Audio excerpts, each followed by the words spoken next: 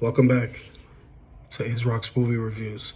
And today, on episode 20, we're going to discuss Vampires versus the Bronx. This is a movie that was actually fun and entertaining for what it turned out to be. This is another Netflix movie, which I was just scrolling down, and it caught my eye because I live in the Bronx and lived in the Bronx the last 12 years. So I stumbled upon this movie, and of course I had to sit down and watch it. Given it had vampires, it had Hispanic elements in it, and it seemed like a horror comedy, which I love horror, and you can't go wrong with comedy. And I must say that Vampires versus the Bronx, while not being a sound work of genius, like Shaun of the Dead or basically any other vampire movie you could think of, it definitely turned out to be entertaining.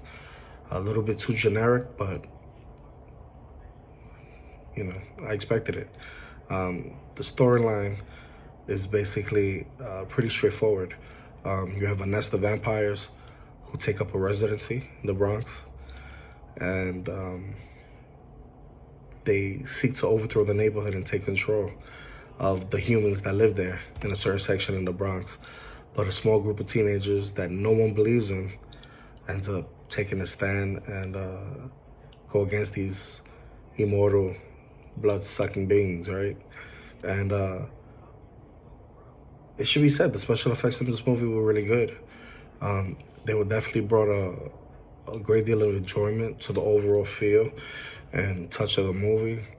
I like the design of the vampires. They weren't your typical... they were kind of kept sort of a mixture of kind of like bestiality, human and sexy. And they were traditionally charming in the movie. They were kind of romantic archetypes, right? And the characters in the movie were well thought out. You had these teenagers who were led by, a young Dominican boy. And you had your Puerto Rican boy, you had your black boy. It was pretty cool, it was things that you see in the Bronx. And you had a bodega owner. Diaz and Mero were in the movie, and they had a lot of references, a lot of nice references to other movies, like Blade and Shaun of the Dead and Vampire in Brooklyn. Kind of Easter eggs. You're gonna enjoy the movie. As for the acting in the movie, well, I wasn't really familiar with the cast because they had so many young people that are coming up, and that's good. That's a good thing, because you want to see people that don't have a name right now eventually develop into a name, like Anthony Ramos, for instance. A few years ago, nobody knew about him. Hamilton came out, Stars Born came out, then now he's on a roll. But In the Heights and his upcoming Transformers projects. So this movie was definitely, it was a sight to see. They were definitely good putting on these performances. Again, this is not an award-winning movie, but it's good enough to get you by. Vampire versus the Bronx is definitely a movie well worth sitting down on the couch, eating popcorn with the fam. It's a horror comedy that aims towards both younger and mature audiences alike.